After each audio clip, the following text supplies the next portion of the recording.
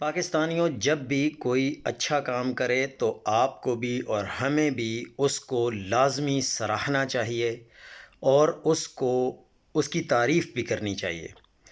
علی امین گنڈا پور نے کئی بار یہ بات کی کہ مجھے جب بھی عمران خان کا حکم آئے گا تو میں 1 منٹ بھی نہیں لگاؤں گا اور استعفیٰ دے دوں گا، کیونکہ یہ عمران خان کی امانت ہے۔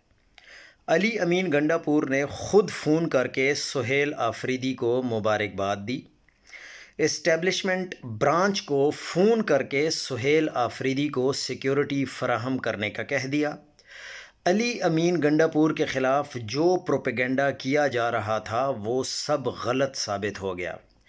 بہت سارے لوگ یہ کہہ رہے تھے کہ علی امین گنڈا پور استعفیٰ نہیں دے گا، وہ جو گورنر کے پی ہیں ان کو استعفیٰ نہیں بھیجے گا تو اس سے ٹائم گین کیا جائے گا اور اسٹیبلشمنٹ کو ٹائم دیا جائے گا، جتنا فائدہ اٹھا سکتے ہیں اسٹیبلشمنٹ والے، جتنا ان کو ٹائم چاہیے وہ سارا۔ لیکن کیا ہوا؟ الحمدللہ علی امین گنڈا پور نے ڈائریکٹلی استعفیٰ پیش کر دیا۔